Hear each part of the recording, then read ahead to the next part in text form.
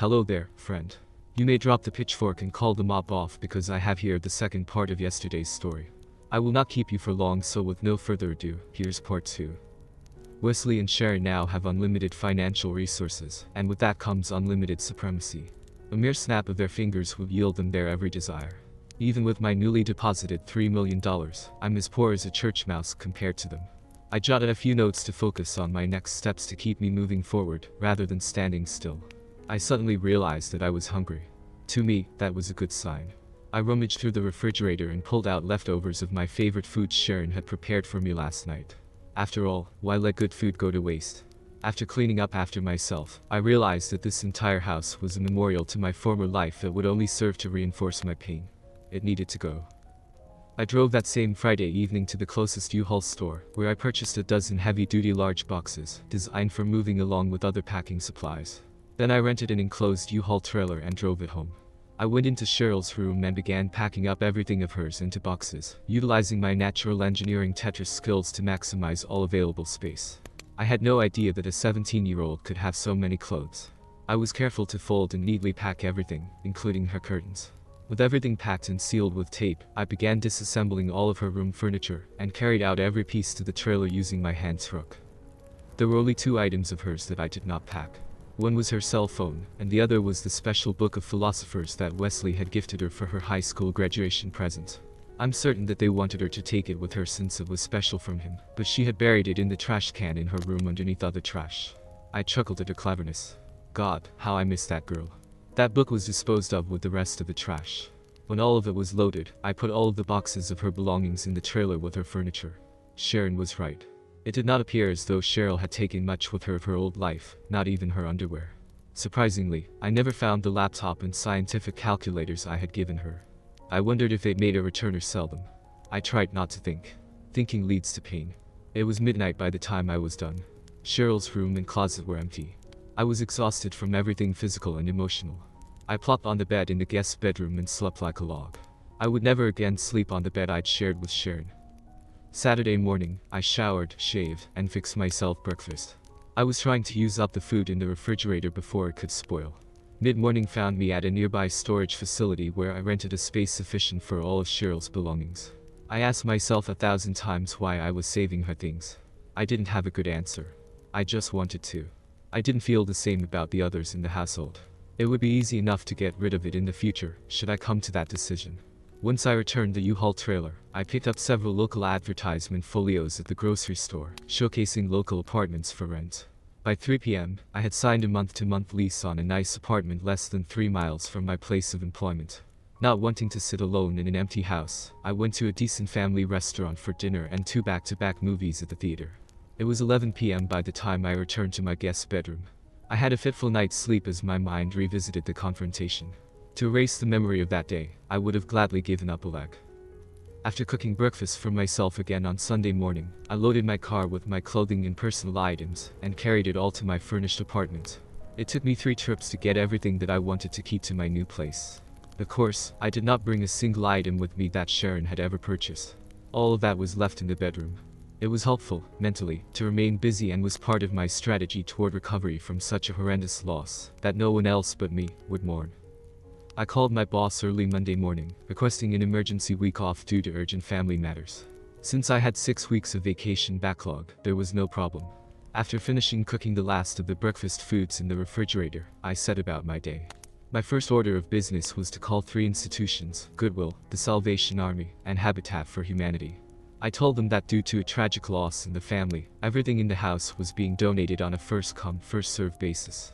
The organizations were free to take anything and everything from the house, no holds barred, and it was my hope for them to completely empty the house. It took them several trips in 3 days, but all of the furniture, appliances, and most of the clothing disappeared. I donated all of the food items to the local food bank that I did not take with me to the apartment. On Thursday, I had arranged for a cleaning service to remove everything else that remained as trash. They brought in a full crew of 4 people on Thursday and Friday to clean the house from stem to stern. While the deep cleaning was taking place, I drove Sharon's car to a used car lot and sold it. Of course, Cheryl's expensive Audi was not left at the house. Friday morning, a realtor who was recommended to me by my coworker, Robert, looked the house over and put it on the market for me. She suggested staging the house to elevate the price, but I just wanted it gone and told her to get me the best price for a quick sale. After canceling cell service on their 4 phones, I went by the local battered women's shelter and donated Sharon's, Conrad's, and Jocelyn's phones. They would be repurposed as emergency phones for threatened or battered women. For reasons unknown, I just couldn't let go of Cheryl's. I left it in my apartment. I considered changing my number but thought better of it. If any of the children wanted to reach out to me for any reason, I wanted to be contactable. It was a cathartic experience for me. Everything that reminded me of my former life had been systematically dismantled and removed.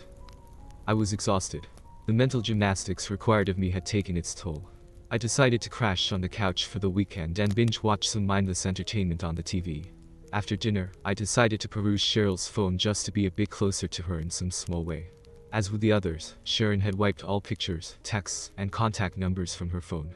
However, she missed a folder holding about 20 of Cheryl's favorite songs, saved directly as MP3 music files, that would not be dependent on an internet or service connection. I thought I'd play a few bars of each of them as I imagined that she and I were listening together. There were songs by popular artists of the day. When I began playing a song named Quandary, I was shocked to hear Cheryl's voice talking to me. "Hi Daddy. No matter what you believe, I love you more than anything or anyone. Mom has read all of us the riot act about how everything is to go down when you are confronted.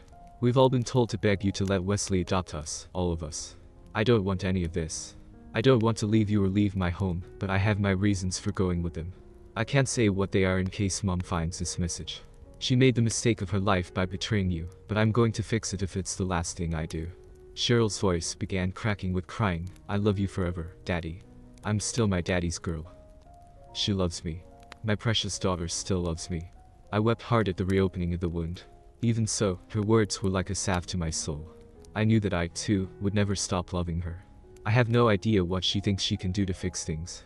I mean, she's a clever girl with an indomitable spirit, but what can a 17-year-old do? I just want her to be safe and happy.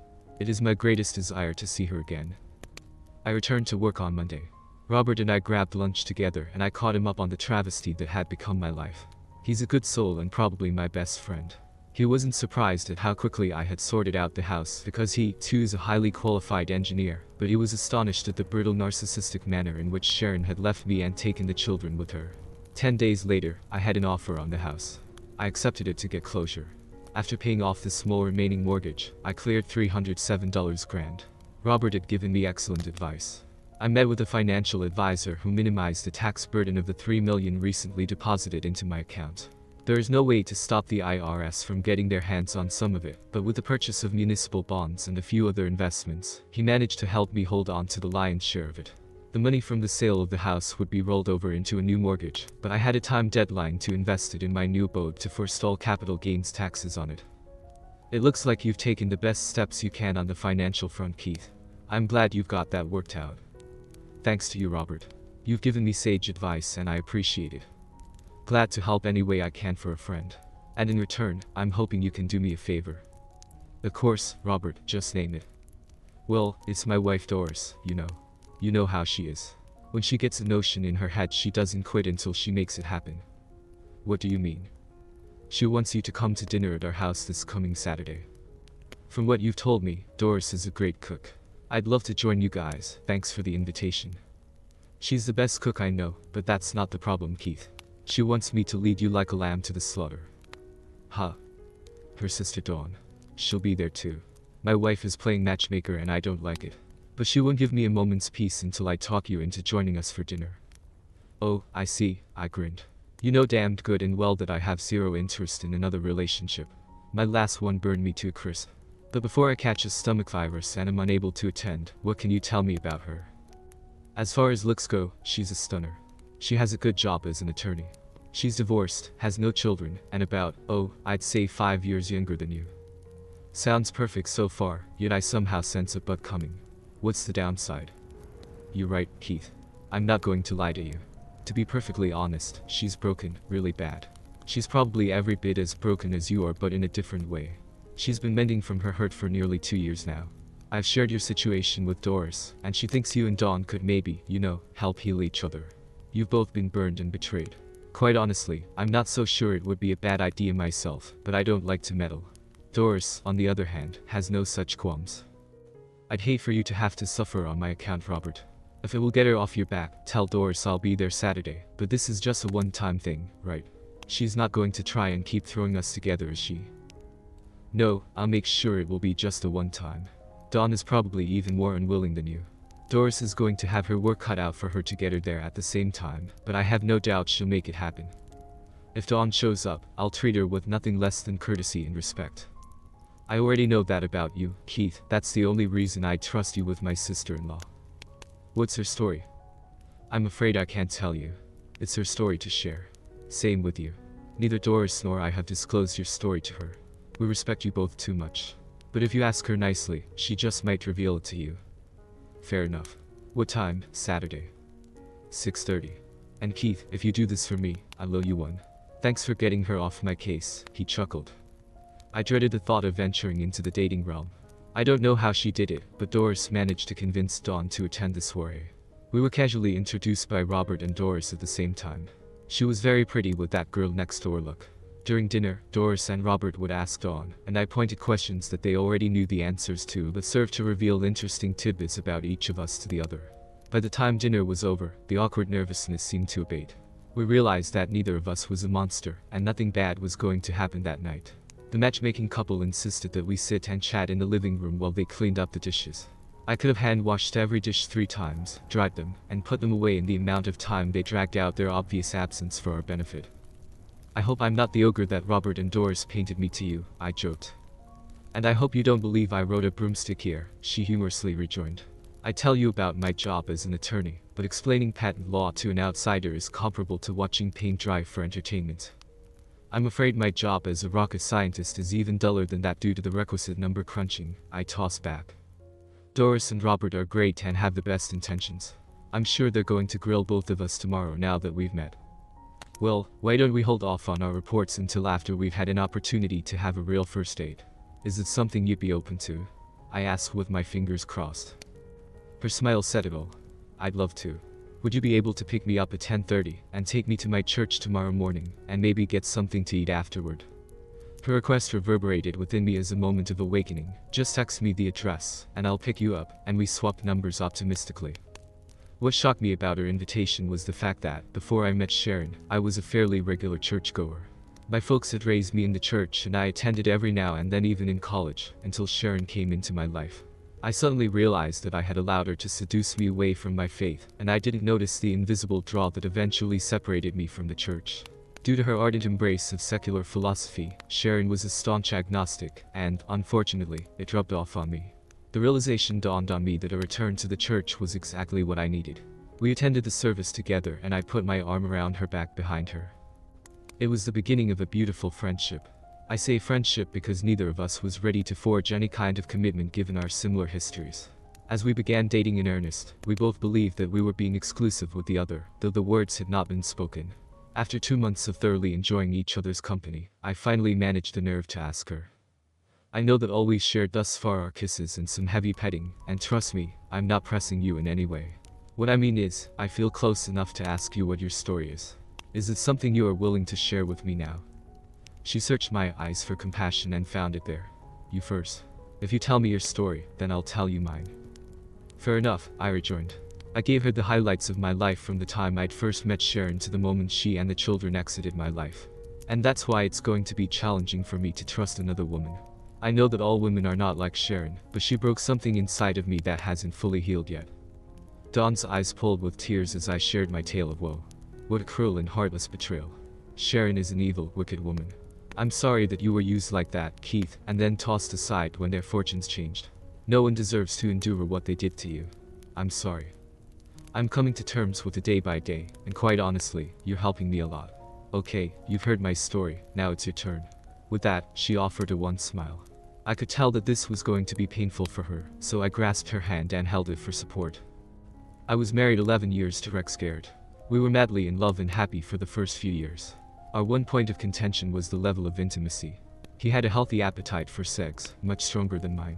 He'd want to go at it at the drop of a hat with no foreplay, just hard unmitigated sex. The more I tried to appease his appetite, the more it exponentially grew. He was so forceful that I was left raw and sore every night.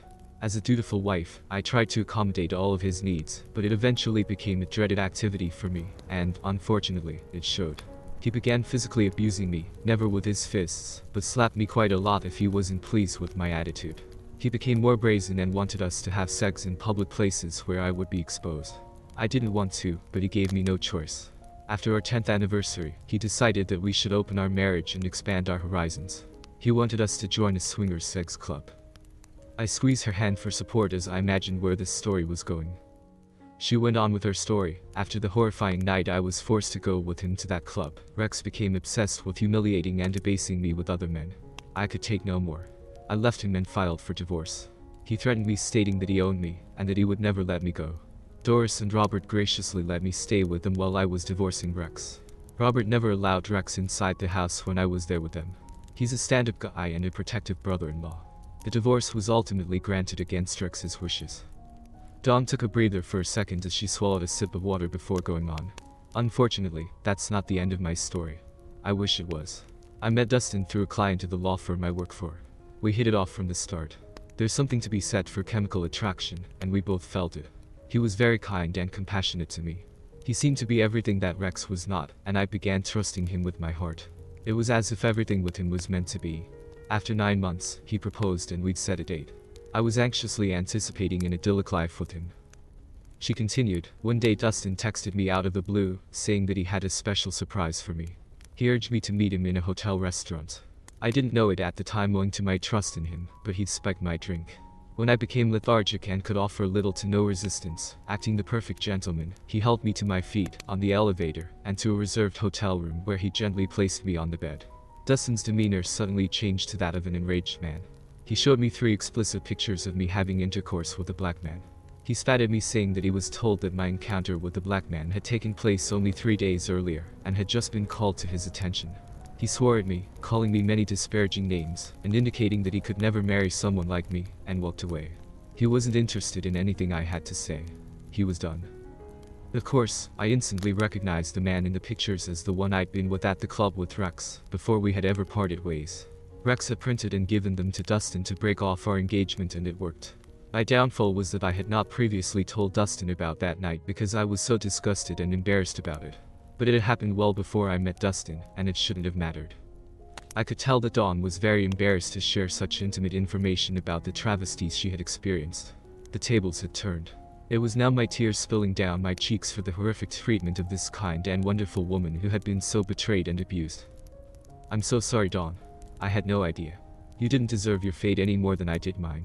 Now I understand why Robert and Doris called both of us broken spirits. I was, but my fate is overcoming my past and setting me free of the chains that bound me. One day the right man will recognize my true value and purity of heart. I hope that day is soon. She smiled at me as we wiped each other's tears away. I do too, Dawn. As we grew closer, Dawn wanted to help me heal and put the past behind me. Although I knew it was the right thing to do in my heart, knowing that I needed to do something and being able to follow through are two different things. Dawn knew that I loved author C.S. Lewis. She reminded me that he once said, if you love deeply, you're going to get hurt badly. But it's still worth it. I thought about that. It is true that before being blindsided, I had deeply loved Sharon and all 3 children. At that time, I would have gladly given my life for any of them. But was it truly worth it? Do I honestly wish I had never met Sharon? Although I had wished it hundreds of times since the confrontation, I realized that I was blissfully happy during all of those years right up to the end. Does that count for anything? I had lived the adage ignorance is bliss. It certainly rang true in my case. Was all of my married life a waste? Though based on lies and deception, I was never unhappy if I was honest with myself. I found myself falling in love with Dawn. She never pressed me to get over my past, merely expressed her desire to help me undergo the healing that I knew I needed. We delighted in one another on levels I had never experienced with Sharon. Each day she chipped away at the concrete I had poured around my heart to protect it. The walls were crumbling and beginning to fall. We talked about our growing love and being open and honest every step of the way. There were no unexpressed hidden feelings between us. This openness was like a breath of impossible air to a man drowning underwater. Dawn had a 2-year head start on me in dealing with her past. She'd already told me that she loved me and convinced me that such a revelation was a huge milestone for her. I agreed wholeheartedly. Dawn finally told me one day, Keith, I can only show you the doorway to love, you're the one who has to walk through it. That reminds me of an old expression, Dawn, when one door closes another door opens. True, she replied, but there's a second part of that saying that often gets left out that goes, but we so often look so long and so regretfully upon the closed door, that we do not see the ones which open for us. At that moment, the last of my resistance crumbled. I realized that I was only holding myself back. I was allowing the pain of my past to prevent the joy of my future. Is that how I wanted to live the rest of my life? Hell no. I had to pry my heart open again to love and learn to trust. I needed to trust Dawn in the same way that she had learned to trust me. I'd finally broken through the self-constructed barrier to happiness and was now in strong pursuit of it. From that moment on, it was Dawn and Keith, no holds barred. I was finally in love again and I knew it. 5 months later, I proposed to her on one knee. Her answer made me the happiest man alive. We agreed on a wedding date 6 months away. Dawn helped me pick out the 4-bedroom house where we would make our way together. I rolled all of the money from the sale of my old house into the new one for our substantial down payment. Within 2 months, it was fully furnished. We decided to save our first lovemaking experience for our wedding night. Most people today may find that corny, but it is what we both wanted. 4 months later, she had all but moved into our house. She kept barely enough things at her apartment to sleep there overnight and change clothes for work, but most of her belongings had been incorporated into her place, and I was very happy to have her presence in my life. Life was grand once again until the proverbial fly flew into the ointment. It was late on a Friday afternoon when I received a cryptic text from Dawn. I have reservations for us at the Carriage House restaurant this evening at 5:30. If you leave work right at 5 and hurry, you should be able to make it on time. I need you to do your best not to be late. This is extremely important. We had visited that restaurant only once before. It was inconveniently located on the other side of town from our house, but had eclectic offerings. I had no idea why she would want me to meet there today, nor why she would be so adamant about my specific arrival time. Suddenly a fearful thought entered my mind and I couldn't shake it. I wanted to call my déjà vu thoughts ASAP, so I replied to her text asking for more information, but received no reply. I tried calling her, but after incessant ringing, it went to voicemail, and my call was never returned. I was in near panic mode as thoughts infused my mind of parallels to Sharon's blindsiding betrayal. Would it be possible for something like that to happen to me again? The moment 5 o'clock came, I was out the door and rushing to the destination. I made it there with 3 minutes to spare. Fortunately, Dawn was already seated and waiting for me. Seeing her smile had a calming effect on my nerves. I quickly joined her to find out what was going on. I'll get to that soon, Keith. Why don't we go ahead and order now to get that out of the way and we can talk while waiting? Still puzzled, her suggestion was reasonable. She asked me to order first as she was still considering her menu options. After I finished, she ordered a surprising amount of food, enough for 2 people. I skipped lunch and I'm starving, she explained. As it was an expensive restaurant, I hoped she could eat it all. Dawn mysteriously kept looking at her watch without saying why. Finally, my patience was running thin, and I couldn't allow the unspoken purpose of tonight's meeting to wait any longer. What's going on, Dawn? You're scaring the crap out of me. Are you going to betray me as Sharon did? Is your lover going to join us at the table tonight? Is the extra food you ordered for him? If that's the case, I'll leave right now, I blurted. Just hold on for 2 minutes, Keith. 2 minutes is all I ask. But I want you to prepare yourself for the shock of your life. Brace yourself, honey. You're about to be phenomenally surprised. I was on the cusp of a full-on panic attack. Was this what my life had become? A series of betrayals and soul-destroying revelations. I didn't need any more. Dawn looked at me anxiously in anticipation of what. I had no clue. Then it happened. A figure came from behind me and sat down at the table beside me. Hi, Daddy. I couldn't believe my eyes. It was my daughter Cheryl. I cried as I leaped from my seat and threw my arms around her. Though she tried to contain her emotions, we both openly wept at our reunion as we fiercely hugged one another. Not only us, but Dawn, also was tearing up at the heart-warming sight knowing how much it meant to both of us. I kissed Cheryl's tear-covered cheeks. But these were tears of joy, not heartache, and I'd take these tears any day of the week and twice on Sundays. At that moment, the waiter inconveniently served our table. I should have recognized that the extra food Dawn had ordered was all Cheryl's favorites. I was eager to learn what factors precipitated this reunion. I can't tell you how happy it makes me to see you again, Cheryl. I thought I might have lost you forever. And how do you know Dawn? Did she find you and set this up? Forgive me, where are my manners? Allow me to make proper introductions. Cheryl, this is Dawn Garrett, my fiancée, and Dawn, this is Cheryl, I assume, Stanton, now. Dawn and I have already met, and no, Daddy, my name is still Cheryl Carlisle, and will remain so until I get married. I never took his name. What? But how can that be? They insisted that I sign over the papers for all 3 of you. That's true, and after he and Mom married, it was Wesley's all-consuming desire to legally adopt all three of us and give us his name. I played along to avoid constant arguments with him. When our case came before the judge, because of our advanced ages, the judge requested that each of us separately meet with him in his chambers. As you might guess, Conrad and Jocelyn both agreed to the adoption and name change. Mom and Wesley brainwashed them into believing that life was perfect, now that our family was finally complete, and that taking on the Stanton name was a necessary formality to streamline and secure our future inheritance. When the judge privately asked me about being adopted and changing my name, I informed him in no uncertain terms that I'd rather die than become a Stanton, and that I would find a way to kill myself if it was forced on me against my will. The judge wisely believed me and allowed me to remain a Carlisle. Needless to say, Mom and Wesley were livid. They gave me hell for several days, but I held my ground. They threatened to cut me out of their will and my future inheritance. I told them that I didn't care. I love you more than anyone else in the whole world, and I'm still my daddy's girl, she beamed. I was amazed to hear her defiant tale, and I was so proud of her. What about the protection order? Will we be in trouble meeting like this tonight? It would be worth it to me, but I don't want you in any trouble on my account. I found out later that the restraining order was only good for 30 days, Daddy. Wesley was just bluffing you. Then why didn't you contact me before now? Why did you wait so long? For 2 reasons. I knew that I would have to be with them on the inside to position myself to gather any dirt on them I could find.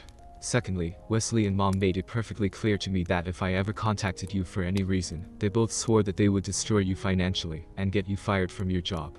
I knew that they were closely monitoring all of my communications. They threatened to hire hackers to drain every penny you had and get you fired from your job. I couldn't take the chance that you'd get hurt because of something I did. That's why I had to wait until now. Why now? What's been going on, sweetheart, since the day we were separated, and what circumstances permit you to be here today? I'll try to give you the Reader's Digest version of what I've been doing. As to the timing tonight, I'll tell my part of it, then Dawn will fill you in on her part. Dawn's involved? I asked, perplexed. Yes, Daddy, let me start. That night when we left you alone in the house so that Mom and Wesley could pursue their dreams after playing the long game, we flew to Dallas, Texas for the Stanton Memorial Service, and they decided to remain in Dallas and live in the mansion there. The thought of leaving you behind while gallivanting around that huge mansion all summer with those 2 fruitcakes didn't interest me in the slightest. They knew that I wasn't happy, and that bringing me around to their way of thinking would be an uphill battle. So, when I asked Wesley to help me get a position working at Clinnert Pharmaceuticals, the company they have a controlling interest in, he was gleeful to get me a job there as an intern in one of their pharmaceutical labs. I may have only been 17, but I kept my eyes and ears open to learn as much as I could about the operation of the facility. Working full-time there kept me out of Mom and Wesley's clutches for the most part. They spent much of the summer entertaining and buying things for the twins. I wasn't a bit jealous, which seemed to perturb them. That fall, I entered my first year at Georgia Tech and loved it, although I was always the youngest student in all of my classes.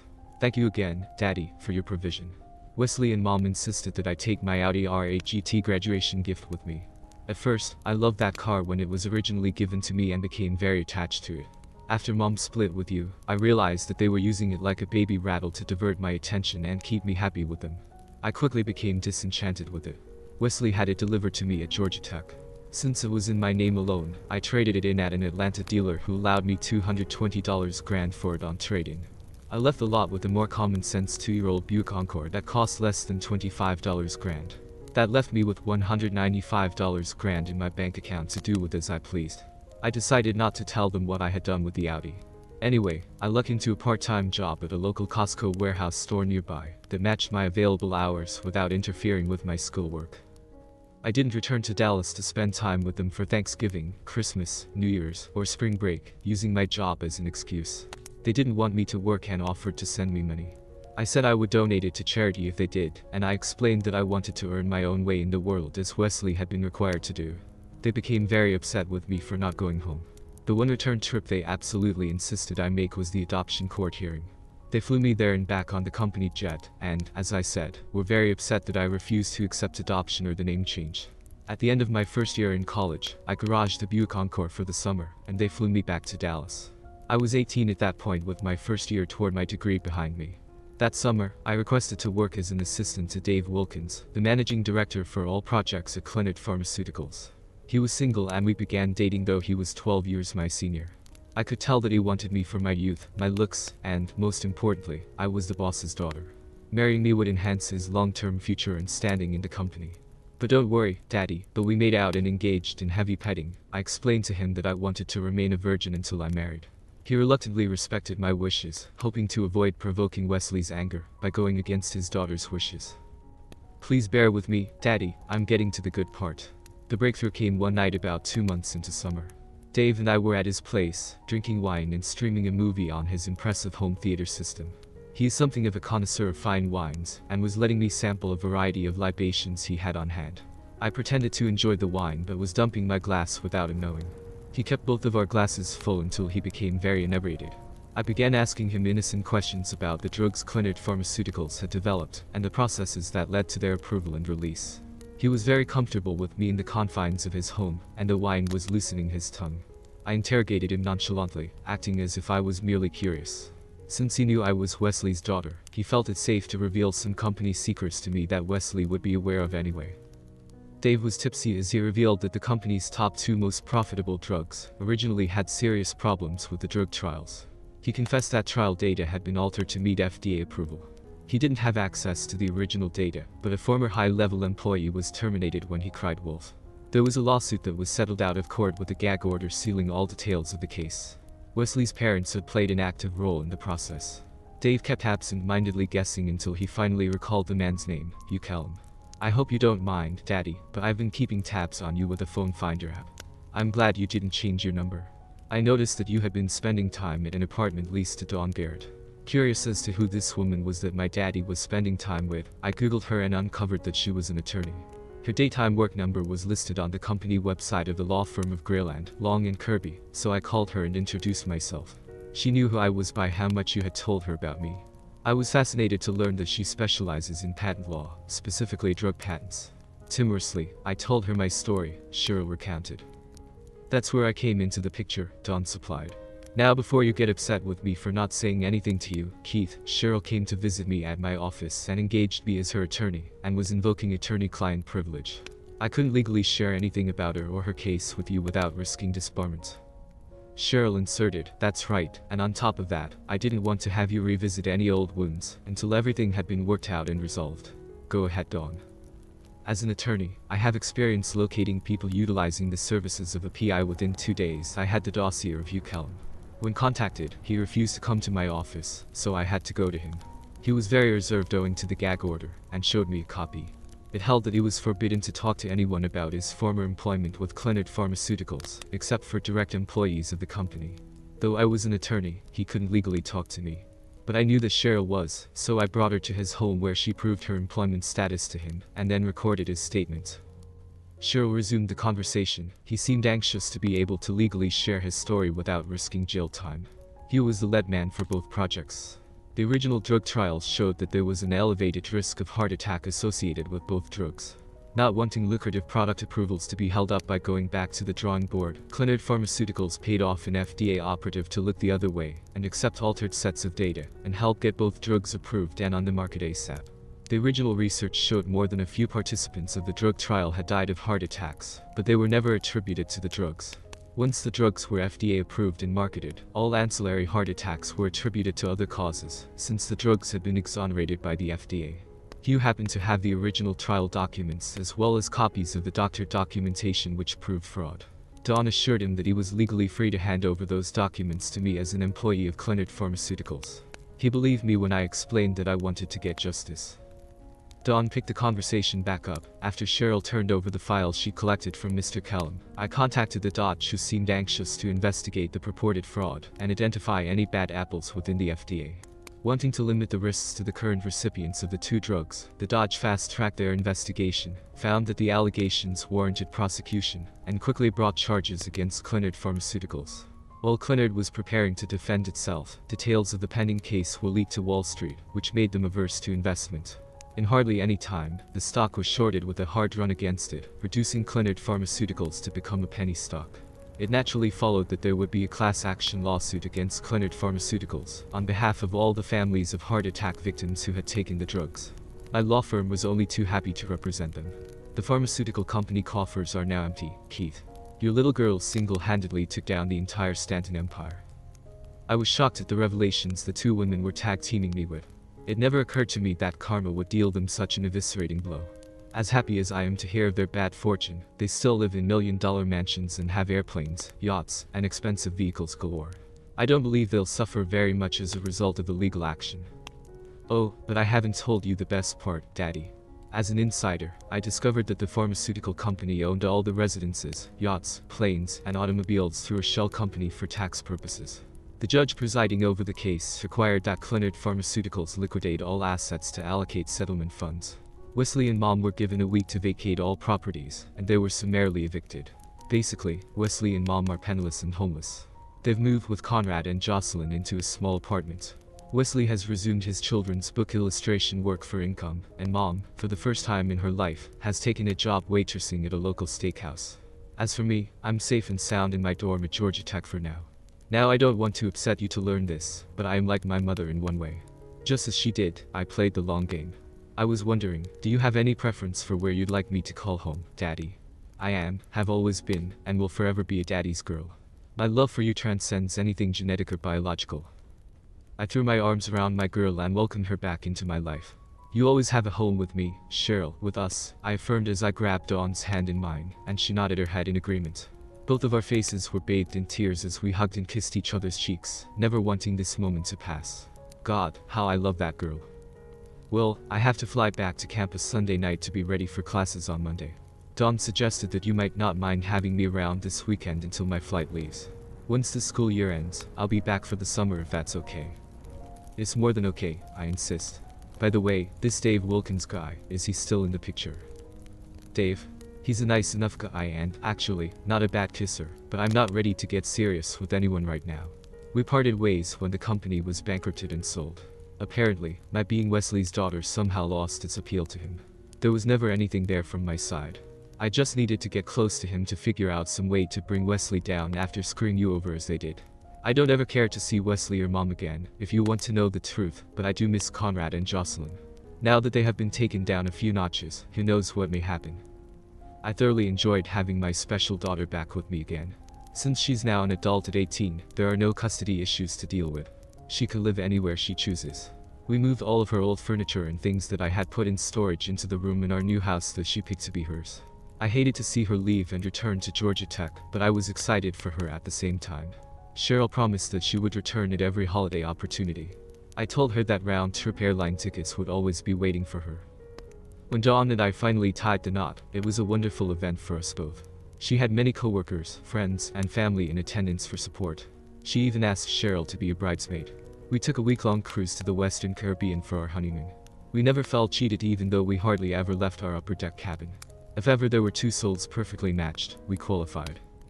Just as Dawn and I had settled into our daily routines and became very comfortable as husband and wife, more drama was about to unfold. I received an unexpected call to my personal cell phone during work hours from an unknown number. Normally I never answer unknown numbers, but I was expecting a call from my doctor to schedule an annual physical. Hello Keith. How are you? Sharon. You've got some nerve calling me. Let me guess, you want me to donate a kidney to Wesley. I guess I deserve that, Keith. No, I'm not asking for anything for Wesley or me. I'm asking for the kids, Conrad and Jocelyn. They miss you and their big sister. The four of us would like to meet you at the Angus Barn Steakhouse on Saturday at 6 p.m., our treat. Bring Cheryl if she's in town from school. When you say four, does that include Mr. Stanton? Yes, of course, Wesley's my husband and their father, in every sense of the word, so he will be there. Not going to happen. If he's there, I won't be. It's as simple as that. I'd almost forgotten how emotional and dramatic you can be. I prefer pragmatism. He's going to be there. Then I won't be. Goodbye, Sharon, and I disconnected the call. 30 minutes later, I received another call from the same number. Please don't hang up, Keith. Wesley is big enough to overlook your shortcomings for the sake of the kids. So, if you are incapable of being in the same room as him, then he'll be absent for the benefit of the twins. They want to see you. Will you come now, knowing that he won't be present? I gave it some thought before answering. The only thing that I know for certain is that both of you are certified liars. I don't trust a single word you say. I'll be there, but if he makes an appearance at any time, I'll walk, is that understood? I wish you could get over your childish ego, but since you can't, yes, that is understood. He won't be there. Conrad and Jocelyn are anxious to see you. Will Cheryl also be there? I'd love to see her again. We didn't part on good terms, I'm afraid, when I saw her last. She's studying for exams and won't be in town this weekend. Sorry. I understand. She's a smart girl and I'm proud of her. We'll see you Saturday evening, then. Dawn and I discussed the upcoming event. She believed that Sharon had an ulterior motive for contacting me aside from the twins' purported burning desire to see me, which she questioned in light of everything I'd told her. I agreed with her and asked her to accompany me for moral support. She consented to go to support me, and because she wanted to meet the most incorrigible profligate person she'd ever heard of. When we walked into the steakhouse, Jocelyn and Conrad rushed over to hug me in greeting. It felt stilted as if pre-planned. Perhaps I was rushing to judgment owing to how we parted ways. Hello, Keith. I assume you're Dawn, his wife. Sharon politely welcomed us both. The twins took seats on either side of their mother, opposite Dawn and me. Sharon, I offered tersely. It's so good of you to come. The twins are very excited to connect with you again, she fibbed. With that, Conrad and Jocelyn began sharing their interests, and how much they both miss me since that day, and how they'd like for me to keep in touch with them from now on. They were still 16, about to turn 17 in a few days, 2 years behind Cheryl, whom they asked after. I kindly passed on that Cheryl still loved them very much, and missed her little brother and sister, which pleased them. After the food orders had been taken, Sharon revealed her true purpose for inviting me. I'm not sure how much of our story you have heard, Keith, but our family situation is markedly different than it was the last time we talked. Through a series of very unfortunate circumstances, the Stanton family coffers have been utterly depleted. After all the dust finally settled, we found ourselves without financial resources and without a place to live. Wesley has resumed his work as an illustrator of children's books while I, having had no previous work experience aside from being a homemaker and raising our family, well, I work here, at this steakhouse as a waitress. I receive a discount as an employee, and that's how I can afford to invite you here as our guests tonight, she offered demurely. Given that Sharon had not vilified Cheryl and Dawn, it occurred to me that she had no clue that either of them was involved in their financial calamity, and I wasn't about to make that revelation. I've run across a snippet here and there in the news, Sharon, but I'm sure I don't know all of the details. It must be tragic to lose everything you'd hoped for all of your life, was my intentional double entendre. She gave me a sideways look, but I made no further comment. I felt as though she didn't wish to upset me, so she ignored my barb. Wesley and I will get by, but my main concern is for Conrad and Jocelyn. They're to the point that they need to be planning their college career choices, but finances being what they are for us, it pains me to say that we are no longer in a position to make that happen for them. I remember that you'd set money aside over the years, not only for Cheryl's education, but for the twins as well. In addition, I recall you receiving a $3 million severance at the dissolution of our marriage. My hopes are that you're financially capable of supplying Conrad and Jocelyn both the same $250 grand apiece that you provided for Cheryl, who is enjoying your provision even as we speak. Unfortunately, their grades don't qualify them for any scholarships. You were a significant part of their lives until recently, Keith. Don't you think it's time to bury the hatchet and step up and do what's right for these two wonderful children? I know you, Keith. You still have love in your heart for them. You're a good man, I've always believed that. Dawn squeezed my hand to calm me. She knew that my volcano was about to erupt. I wanted to hurl every invective I could muster at Sharon, but not in front of the twins. That's probably why she had them here, counting on my feelings for them to keep me in line. I paused to regain control of the boiling cauldron bubbling beneath the surface of my emotions. Sharon mistook my pause for pensiveness. I didn't look at Sharon or the twins. I glanced over at Dawn, the love of my life. She interpreted my look for what it was, inclusively seeking her opinion. She smiled appreciatively at me. Whatever you think best, honey. I'm behind you 100%, Dawn injected. Sharon perked up a bit upon hearing Dawn's assent. After taking a deep breath, I decided to make my conciliatory offer. You're right, Sharon. I do still have some feelings for them, even though they both chose to exclude me from their lives. That notwithstanding, I'm not bereft of compassion. I have a proposal to support them and completely finance their higher education. However, my offer comes with 4 non-negotiable provisions. Number 1, you and Wesley will both terminate all parental rights and hand both children over to me for 100% full custody and adoption for $1 apiece. That's crazy, Sharon blurted, trying to maintain her composure. They'll be adults in just 2 more years. What difference would that make? Wesley will never accept that. But just out of curiosity, what are the other 3 provisions? Secondly, they will both move in with Dawn and me, and remain living with us in our home as their sole residence, until they graduate from college. Third, they may choose any field of study that they wish except for philosophy. If either of them wishes to pursue a degree in philosophy, then they will pay for it themselves. And last but not least, neither of them is to have any contact whatsoever with you or Wesley until their graduation day. I will permit you both to be there and witness their graduation, but if either of you reach out to them for any reason at any time before then, or vice versa, then the deal's off. The money will immediately stop. Yes, I know they'll be adults at 18 and free to make their own decisions. But if either of them makes contact with either of you, the consequences will be immediate. All funding will stop. That's the deal, take it or leave it. Duck you, Keith. You can keep your bourgeois philosophy and your money to yourself. My children will never submit themselves as slaves to your imperial demands. There's no way we will ever agree to a single one of your outrageous and unreasonable demands. You played me like a Stradivarius for 17 years, Sharon. No more. Dawn is my life now. Jocelyn, Conrad, I love you both still. I wish nothing but the best for your future. Come, Dawn, I said as I rose from my seat, I've lost my appetite. I dropped $100 bill on the table to cover our meals, and we left without saying another word. 3 weeks later, my phone rang again. Hello, Keith. We've had numerous family discussions over your onerous proposal, and we might be able to come to terms with everything but the no contact provision. It would kill me to have no contact with them for 4 or 5 long years, after having been with them every day of their lives since birth. Can't you abrogate that one provision or at least modify it to allow some basic contact between us during that time, without jeopardizing their college funding? Hello, Sharon. Quite honestly, I wasn't expecting to hear from you. To answer your question, of the 4, that is the one that I feel strongest about. In my opinion, you have poisoned their minds with your philosophical gibberish. I believe what's best for them is to be totally cut off from you two and your influence. That will give them a fighting chance of resuming some kind of normalcy in their thinking. No, Sharon. Zero contact, zip, nada, as I said before, take it or leave it. She hung up on me. That provided me with a good chuckle. 2 weeks after that call, I received yet another. She exhibited a defeated demeanor. Hello, Keith. I want you to know that I hate you for insisting on your petty requirements against children that you helped raise for 15 years. But their father and I love them more than our own pride. We're willing to be practical and set aside our feelings for the betterment of the twins until they graduate college. What date do you want them to move in with you? Let them finish out their current school year with you and have your family celebration for them that day. I'll come by the day after and pick them up. That way, they can acclimate to their new surroundings over the summer and complete their senior year of high school living with us. I wouldn't ask you for a penny for support.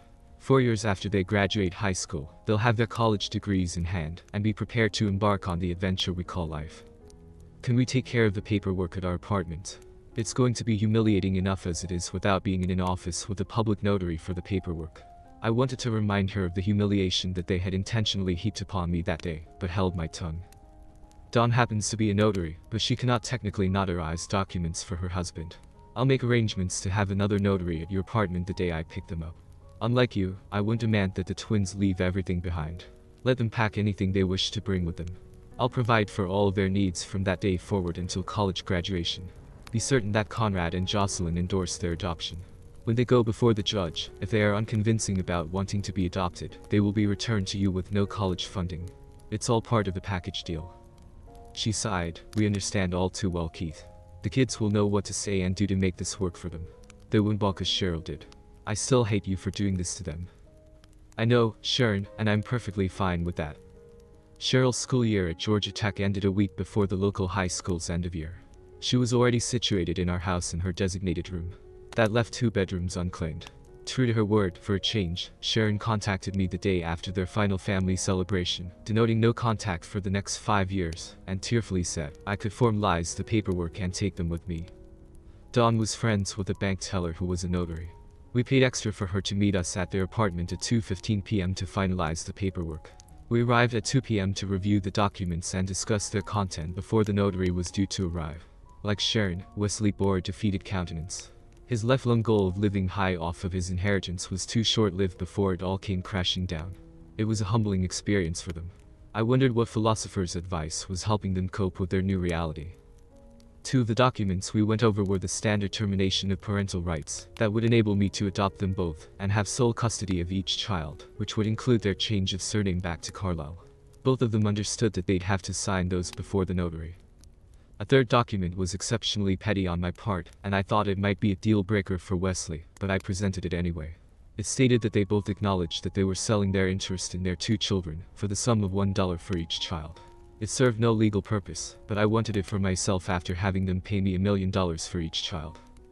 The fourth document with duplicates spelled out in no uncertain terms, the provision for no contact, as well as the residence location for the twins until they graduate college. I wanted them to know what it would cost their children if they ever violated it for any reason. But what if one of Sharon's parents contracted cancer or died? Shouldn't there be exceptions? Wesley asked in frustration. If anything like that happens, there's nothing that says you cannot contact me. If I deem it important enough, I'll pass it on, I affirmed. Otherwise, is there any question? They both sadly nodded their understanding. When the notary arrived, it was a silent affair. She was in and out in less than 10 minutes. After symbolically leaving two $1 bills on the table, I gathered the papers together and handed them in a folder to Dawn for safekeeping. I took their bags out to my vehicle as Sharon and Wesley said their tearful goodbyes to the two teenagers. On the ride to our house, they were silent but clearly upset. When we arrived, but before getting out of the car, Conrad said, "If you loved us, you wouldn't put us through all of this drama. It's because I love you that I am going to all of this trouble.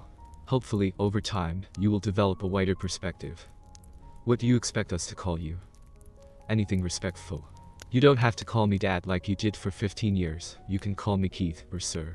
You can call her Dawn or Ma'am. However, I will not tolerate disrespect. I don't expect you to be happy now, just respectful. Do you both think you can manage that?" They both nodded. Nothing more was said that could be construed as confrontational. They had a gleeful reunion with Cheryl and were thrilled to see their big sister again. Jocelyn chose the bedroom closest to Cheryl, and Conrad took the one at the end of the hall. I figured that they would stick to themselves for a while. I realized that they resented my interference in their lives, but I figured that my investment in their education could be used as a lever to help them stabilize after their mother's indoctrination. During supper that evening, I explained to the twins that Cheryl would be driving them to visit a psychiatrist together once per week to help them unpack their emotions and deal with the upheaval that had been their lives ever since their biological parentage had become known to them. I knew that Dr. Edgerton, the psychiatrist, would have her hands full, but she came highly recommended. I decided not to postpone the adoption process. In anticipation of their coming to live with me, I had my attorney get our case on the docket for the third week into the summer, to give them a chance to settle in before going before the judge. Just as Sharon promised, the adoption process flew through without any problems. The kids were very cooperative. I decided not to inform Sharon of the event, believing that it would not serve any purpose to apprise them of something they knew would take place. I had new IDs made for Conrad and Jocelyn Carlisle. The twins both called me, Sir, that first year of living with us. Of course, Cheryl still called me Daddy, but wisely did not press the twins to follow suit. It took us adults some time as well to adjust to the new circumstances, going from the freedom of living alone in the house to Cheryl's presence, and the twins added their own dynamic. I had them keep up their therapy during their first 2 years of college as well. They transferred to another psychiatrist near Georgia Tech while they were in school recommended by Dr. Edgerton, but returned to her during the summers. That's right, owing to Cheryl's support, as well as Sharon and Wesley's influence, they both opted to attend Georgia Tech. Conrad, who had been the most resistant to adapt to living with me, decided that he wanted to pursue a degree in aerospace engineering. You could have knocked me over with a feather when he made that announcement. I couldn't have been prouder. Without saying why, Jocelyn elected to take chemical engineering, another challenging pursuit. It was during the summer after completing their first year at Georgia Tech that the ice was broken. Jocelyn called me Daddy just as Cheryl did. I didn't say a word but gave her the biggest hug. Conrad was the last to cave, but he also resumed the term of endearment before starting back the next year. Dawn surprised the hell out of me. I thought that she would be overwhelmed with a full house of unbounded youth, but she rose to the task using her legal organizational skills to run the household. She had us all toe the line, but in a loving way. Though it was clear that the three came to love and respect her in her role as my wife and their stepmother, they politely called her Dawn or Yes Ma'am in response. She was happy with their treatment of her. I believe that sending them to therapy regularly was one of the smartest decisions I have ever made. The smartest was marrying Dawn. When Cheryl received her engineering degree, she immediately applied to Aerojet Rocketdyne to put her degree to work alongside her nerd daddy. She fit right in and soon began dating Rory Shepak, a fellow engineer.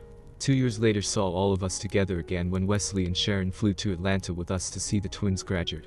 It was a tearful reunion all around, and Dawn and I allowed them space to reconnect. Conrad and Jocelyn kept looking at me as Wesley and Sharon fiercely hugged them with pride. It was as if the kids were acknowledging my role and place in their lives regardless of their biological origins. I had no idea what was going to happen once the graduation services were over. All bets were off now. All three of my children were free to pursue their lives in whatever direction they wished, and I was so very proud to have had a hand in their development. After spending a lot of time that afternoon and evening with Wesley and Sharon, Conrad and Jocelyn both sought me out to talk. "Well, we made it, Daddy," Jocelyn joyfully appealed. "That's right," Conrad added. "We'd have never achieved what we did had it not been for you, and we both owe you a huge debt of thanks. You've been our rock, along with Cheryl. Before we left them to come live with you, Mom and Dad were pressing us hard to get a degree in philosophy and follow in their footsteps. Neither of us had any interest in that, so we're glad that you prevented that from happening. What shocked us both is how you stepped back and told us to choose our own destiny, and that you'd support any decision we'd make for our careers. You have no idea how that impacted us. You were the same daddy we had known and loved all of our lives, never changing, always supportive, never pressuring us to follow your dreams, but giving us the freedom to follow our own dreams. You're the best daddy in the world," Jocelyn chimed. "That's why we chose the fields we did, because of you. We both wanted to be like you and work with you. With my degree in chemical engineering, I hope to get a job at Aerojet Rocketdyne working on the development of new chemical rocket engines. And as much as Conrad talks to you about aerospace engineering, well, we hope to add 2 more Carlyles to their roster. There are 2 questions you haven't asked us yet, Daddy, yet we both know they're burning in you to be answered, so let me set your mind at ease. No, we will not be changing our surnames back to Stanton.